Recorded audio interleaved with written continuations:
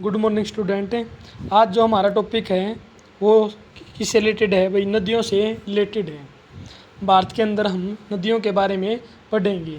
सबसे पहले बात आती है अपवाह। भाई अपवाह क्या है?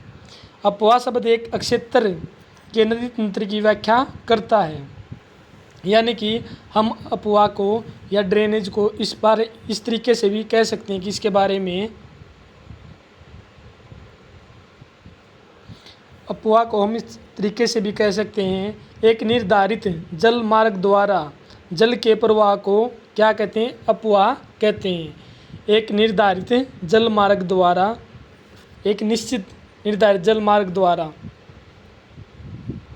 एक निर्धारित या निश्चित जल मार्ग द्वारा जल के प्रवाह को क्या कहते हैं? अपवाह कहते हैं। इसी प्रकार कई जलमार्गों के अपवाह को, कई जलमार्गों के जल के प्रवाह को अपवाह तंत्र का नाम दिया गया है। इसमें क्या कहता है? देखो, भारत के भौतिक मानचित्र को देखिए, आप पाएंगे कि विभिन्न दिशाओं से छोटी छोटी धाराएं आकर एक साथ मिल जाती हैं तथा एक मुख्य नदी का निर्माण करती हैं। अंततः इनका निकास किसी बड़े जलाशय जैसे झील या समुद्र या महासागरों में होता है। एक नदी तंत्र द्वारा जिस क्षेत्र का जल प्रवाहित होता है उसे एक अपवाह द्रोणी कहते हैं। मान लो कोई नदी तंत्र है, एक मुख्य नदी और जो इसकी सहायक नदियां हैं, और उन सहायक नदियों की भी कोई और अन्य सहायक नदियां हैं, जिस क्षेत्र के क्या कहता है इसके अंदर है, एक नदी तंत्र द्वारा जिस क्षेत्र का जल प्रवाहित होता है, यानी कि एक नदी द्वारा उसकी मुख्य जो सहायक नदी द्वारा जिस क्षेत्र का जल प्रवाह हो रहा है, जहाँ से प्रवाह हो रहा है, उसको किसका नाम दिया गया है? अपवाह द्रोणी या ड्रेनेज बेसिन का नाम दिया गया है। ये इसका क्या कहलाता है? अपवाह द्रोणी कहलाता है। जैसे मानचित्र का अवलोकन करने पर यह पता चलता है कि कोई भी ऊंचा क्षेत्र जैसे पर्वत या ऊंची भूमि दो पड़ोसी अपवाह द्रोणियों को एक दूसरे से अलग करती है। इस प्रकार उच्च भूमि को जल विभाजक कहते हैं। यानी कि जो आपकी नदी है, कोई उच्च भूमि है जो इसको क्या है, दो धाराओं में अलग क्या इसको बांट देती है। पर्वत या उच्च भूमि जो पड़ोसी अपवाह द्रोणियों को एक दूसरे से अलग कर देती है, इस प्रकार की उच्च भूमि को क्या कहते हैं? जल विभाजक कहते हैं, जो नदी को मुख्य दो धाराओं में बांट देता है। जैसे दिखाया गया है, धारा ए और धारा ब, ये आपका जल विभाजक का कार्य कर रहा है। उसके बाद क्या कहता है? विश्व की सबसे बड़ी अपवाह द्रोणी कौन है? अमेजन नदी है, जो आपकी ब्राज़ील के अंदर लगता हुआ इसका अमेजन बेसिन का इलाका है, अमेजन नदी का साउथ अमेरिका के अंदर। ज्ञात कीजिए भारत में किस नदी का अपवाह द्रोणी या भारत में किस नदी की अपवाह द्रोणी सबसे बड़ी द्रोणी की है भारत के अंदर? गंगा नदी की है भाई, जिसकी लंबाई कितनी है? 2500 किलोमीटर है। उसके बाद क्या कहता है?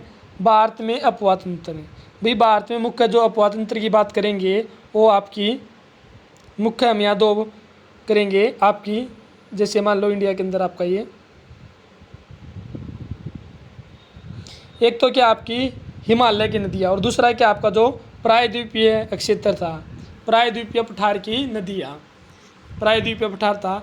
हिमालय की नदियों में आपकी मुख्यतः सिंधु, गंगा, ब्रह्मपुत्र नदियाँ आती हैं और उसकी सहायक नदियाँ, और प्रायद्वीपीय पठार में आपकी कृष्णा, कावेरी, गोदावरी, महानदी और अन्य सहायक नदियाँ और इसके अंदर आती हैं। इसमें क्या कहता है? देखो, भारत में अपवाह तंत्र का नियंत्रण मुख्यतः भौगोलिक आकृतियों के द्वारा होता है। भाई किस स्थान की आकृति, वहाँ का फिजियोग्राफिक स्ट्रक्चर कैसा, इस आधार पर भारतीय नदियों को मुख्य दो वर्गों में विभाजित किया जाता है। एक तो हिमालय की नदियाँ और दूसरा क्या कहलाता है? प्रायद्वीपीय नदियाँ। भारत की दो मुख्य भौगोलिक क्षेत्रों से उत्पन्न होने के कारण हिमालय और प्रायद्वीपीय नदियाँ एक दूसरे से भिन्न है। यानी कि हिमालय की नदियाँ और प्रायद्वीपीय नदियों में क्या है? हमें अंतर देखने को मिलता है। हिमालय की अधिकतर नदियाँ क्या है? 12 मासी होती हैं, यानी कि क्या है? इनके अंदर वर्ष भर जल रहता है। क्यों रहता है? क्योंकि एक तो बारिश के मौसम में इनमें पानी रहता है, और दूसरा क्या है भाई, हिमालय जो ग्लेशियर है वो निरंतर पिघल रहे हैं, उनका पानी भी इन नदियों को प्राप्त होता रहता है। इनमें वर्ष भर पानी रहता है क्योंकि इन्हें वर्षा के अतिरिक्त ऊंचे पर्वतों से पिघलने वाला हिम द्वारा भी जल प्राप्त होता है। हिमालय की दो मुख्य नदियां सिंधु ब्रह्मपुत्र इस पर्वतीय श्रृंखला के उत्तरी भाग से निकलती हैं। इन नदियों ने पर्वतों को काटकर गोर्जों का निर्माण किया है, यानी कि पर्वतों को काटकर जब आपका पानी खड़े ढाल से नीचे गिरता है वो किसका निर्माण करता है? गोर्ज का निर्माण करता है। हिमालय की नदियाँ अपनी उत्पत्ति के स्थान से लेकर समुद्र तक के लंबे रास्ते को तय करती हैं। ये अपने मार्ग के ऊपरी भागों में तीव्र अपरदन क्रिया बड़ी सहायक नदियाँ आकर इसमें मिलती हैं, यानी कि इसके अंदर जो क्या है आपका, ये अत्यधिक आपका अपरदन, तीव्र अपरदन का कार्य करती है, क्योंकि उस समय जो नदियाँ अपनी युवावस्था में होती हैं। उसके बाद क्या कहता है देखो,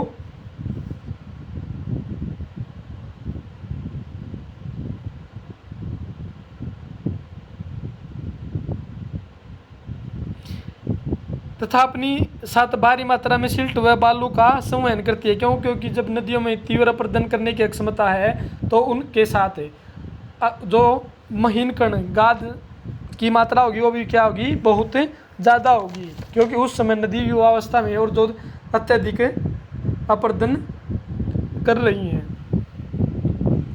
अपरदन क्या? मिट्टी का कटाव हो जाना। मध्य और निचले भागों में ये नदियाँ विसर्प, जब नदी क्या है मेंडरिंग करके विसर्प ऐसे चलती है, और गोखुर झील, जब नदी आपकी मेंडरिंग करती चलती है तो कुछ समय बाद जो इसकी मेन धारा उससे ये क्या है, कट हो जाती है इस तरीके से। और इसकी आकृति क्या है, जो आपका बैल होता है उसके पाँव की आकृति जैसी बन जाती है बिल्कुल। इसको किसका नाम दिया गया? ओक्सब्लो लेक का या गोखुर झील का नाम दिया गया है। और अपने बाढ़ वाले मैदानों में बहुत सी अन्य निक्षेपण आकृतियों का निर्माण करती है, जैसे आपको चित्र 3.3 दिखाया गया है। ये इसमें जब नदियाँ पर्वतों से निकली, मैदानों में प्रवेश किया, उसके बाद अपनी इन आकृतियों में क्या निरंतर अंतर आता रहेगा। और क्या कहता है देखो, उसके बाद जैसे यहाँ पर हम, और ये पूर्ण विकसित डेल्टाओं का निर्माण भी करती हैं। अगर हम यहाँ आकृतियों की बात करें नदियों की, देखो इसके अंदर आपका, इसके अंदर जो आपकी आकृतियाँ बनेंगी, गोर्ज बनेंगे, कैनाइन बनेंगे, वी शेप वैली बनेगी आपकी, जब अत्यधिक तीव्र अपरदन करने की इसके अंदर जब अक्षमता होगी। उसके बाद पोर्ट होल बनेंगे, प्लंज पुल बनेंगे आपके, स्ट्रक्चरल बेंचेज, रिवर ट्रेसेज, नदी वेदिकाएँ बनेंगी, रिवर मेंडरिंग, और लास्ट में आपका पेनी प्लेन बन रहा है। और जब डिपोजिशन होगा तो उसमें आपके जलोढ़ पंख, जलोढ़ शंकु, आपके प्राकृतिक तटबंध, आपका फ्लड प्लेन, बाढ़ का मैदान, ओक्सब्लो लेक और डेल्टा क्या करती है वहाँ पर बनेगी। इस तरीके से नदियाँ जब अब समुद्र में गिरने से पहले अपने साथ जो महीन कण लाए होती हैं उनको क्या वहाँ पर उस क्षेत्र के अंदर निक्षेपित या जमा कर देती हैं। ये आपके मुख्य क्या थे, हिमालय की नदियों के बारे में बताया था। दूसरा क्या कहता है इसके अंदर आपका, प्रायद्वीपीय पठार की नदियाँ, प्रायद्वीपीय भारत की नदियों के बारे में बताता है। उसमें क्या कहता है देखो, प्रायद्वीप नदियाँ आपकी क्या पहले क्या है, ये नदियाँ क्या है मौसमी हैं, यानी कि मौसम के बारिश के अनुसार, मानसून के अनुसार इनको पानी प्राप्त होता है, क्योंकि इनका प्रभाव वर्षा पर निर्भर करता है। शुष्क मौसम में बड़ी नदियों का जल भी घटकर छोटी छोटी धाराओं में बहने लगता है। हिमालय की नदियों की तुलना में प्रायद्वीपीय नदियों की लंबाई कम और छिछली होती है, फिर भी इनमें से कुछ केंद्रीय उच्च भूमि से निकलती हैं तथा पश्चिम की तरफ बहती हैं। क्या आप इस प्रकार की दो बड़ी नदियों की पहचान कर सकते हैं? प्रायद्वीपीय भारत की अधिकतर नदियाँ क्या पश्चिमी घाट से निकलती हैं तथा बंगाल की खाड़ी की तरफ बहती हैं। इसमें क्या कह रहा है देखो, जैसे ये भारत क्या करती है, प्रायद्वीपीय पठार की मोस्टली नदी आपकी क्या है, अरब बंगाल की खाड़ी के अंदर गिरती है। इधर आपका क्या अरब सागर है, और हिमालय की नदी आपकी ज़्यादातर कहाँ गिर रही है, आपकी अरब सागर के अंदर गिर रही हैं। दूसरा क्या कहते हैं, जैसे सिंधु नदी है, और दो ऐसी नदियां हैं जो आपकी नर्मदा और ताप्ती अपवाद है, जो बंगाल की खाड़ी में नहीं गिरकर अरब सागर के अंदर गिरती हैं, और जो ये डेल्टा का निर्माण नहीं करती, ये क्या जवार नदमुख या एस्चुरी का निर्माण करती हैं। और ये हमने अंतर देखा, जैसे प्रायद्वीपीय पठार की नदियाँ या प्रायद्वीपीय भारत की नदियाँ और हिमालय की नदियों में क्या अंतर है। उसके बाद आती हैं भाई हिमालय की नदियाँ। इससे पहले इसके अंतर के बारे में हम और देख सकते हैं। देखो, अगर हम यहाँ अंतर की बात करें, जैसे पहले हिमालय की नदियाँ हैं, हिमालय से निकलने वाली नदियों का जलग्रहण क्षेत्र बहुत विशाल है, जबकि प्रायद्वीपीय नदियों का जलग्रहण क्षेत्र छोटा है। नंबर 2, हिमालय की नदियों की द्रोणियाँ बड़ी हैं, ये गहरी घाटियाँ, माखड या गोर्ज का निर्माण करती हैं, जबकि प्रायद्वीपीय नदियाँ कम गहरी घाटियों से होकर गुजरती हैं। उसके बाद नंबर 3, हिमालय की नदियाँ सदानीरा हैं, क्योंकि इनको पानी, वर्षा और बर्फ़ पिघलने से उनमें क्या जल की आपूर्ति होती रहती है, जबकि प्रायद्वीपीय नदियाँ मौसमी हैं, क्योंकि उनका प्रवाह वर्षा पर निर्भर करता है। नंबर 4, हिमालय की नदियों में भारी मात्रा में क्या करती हैं, अपरदन करती हैं, जबकि प्रायद्वीपीय नदियाँ कम मात्रा में अपरदन करती हैं। नंबर 5, हिमालय की नदियाँ भारी मात्रा में अपरदित तत्व, बालू तथा मिट्टी को बहाकर ले जाती हैं तथा विशाल मोड़ या विसर्प मेंडरिंग बनाती हैं, जबकि प्रायद्वीपीय नदियाँ कम अपरदन के कारण बालू व गाद कम मात्रा में होता है, अतः ये नदियाँ विसर्प नहीं बनाती। ये इनके अंदर आपका मुख्य अंतर था। और भी जैसे आपकी आकृतियाँ हैं इनके अंदर देख सकते हैं आप। मान लो कोई नदी इस तरीके से बहाव कर रही है, मान लो इधर, तो ये कौन सी नदी आपकी अनुवर्ती कॉन्सिक्वेंट स्ट्रीम है, जो पहले से ही आपकी बह रही थी। उसके बाद क्या कहता है, जब ये मुख्य नदी आपकी, मान लो इस नदी के अंदर इधर से आपकी इसमें दूसरी नदी मिल रही है, ये कौन सी नदी आपकी सबसिक्वेंट स्ट्रीम या उत्तरानुवर्ती, जो मुख्य नदी के अंदर मिल रही है। जो सेकंड नंबर की सहायक नदी है इसकी, अगर इसके ऊपर, अगर उत्तर दिशा के अंदर इसके अंदर मिल रही है, नंबर 3, ये क्या रिसिक्वेंट स्ट्रीम यानी कि प्रत्यावर्ती सरिता। और इसी के अंदर अगर दक्षिणी से अगर इसके अंदर मिल रही है तो ये क्या आपकी ऑब्सिक्वेंट स्ट्रीम या प्रत्यानुवर्ती सरिता है। और भी है, जैसे इनके पैटर्न की बात आती है भाई, अपवाह प्रतिरूप आपका क्या है, जैसे आपका दुर्माकृतिक अपवाह है। इस तरीके से आपकी नदियों में जब आपकी सहायक नदी और सहायक नदियों के अंदर आपकी और अन्य सहायक नदियाँ आकर मिल रही हैं तो वो क्या है, डेंडेटिक पैटर्न का निर्माण कर रही हैं। इसके अंदर क्या कहते हैं, देखो, एक अपवाह प्रतिरूप में धाराएं एक निश्चित प्रतिरूप का निर्माण करती हैं, जो कि उस क्षेत्र की भूमि की ढाल, जलवायु संबंधी अवस्था तथा अधस्थल शैल संरचना पर आधारित है। यह दुर्माकृतिक, जालीनुमा, आयताकार और अरीय अपवाह प्रतिरूप है। दुर्माकृतिक प्रतिरूप तब बनता है जब धाराएं उस स्थान के भूस्थल की ढाल के अनुसार बहती हैं। इस प्रतिरूप में मुख्य धारा तथा उसकी सहायक नदियाँ एक वृक्ष की शाखाओं की तरह बाती प्रतीत होती है, यानी कि आपकी जो मुख्य धाराएं थी इसके अंदर देखो इस तरीके से, और इसके अंदर जो अन्य सहायक नदियाँ आकर मिल रही है और उनमें भी और अन्य सहायक नदियाँ आकर मिल रही है।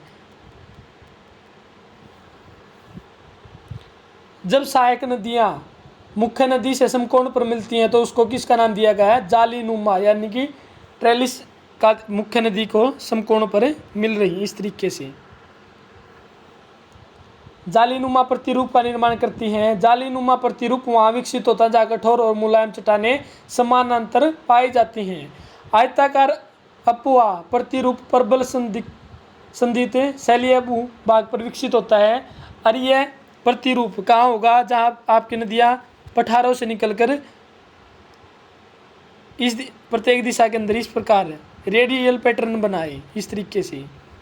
अरीय प्रतिरूप तब विकसित होता है जब केंद्रीय शिखर या गुंबद जैसी संरचनाएं धाराएं विभिन्न दिशाओं में प्रवाहित होती हैं। विभिन्न प्रकार के अपवाह प्रतिरूप का संयोजन एक ही अपवाह द्रोणी में पाया जाता है।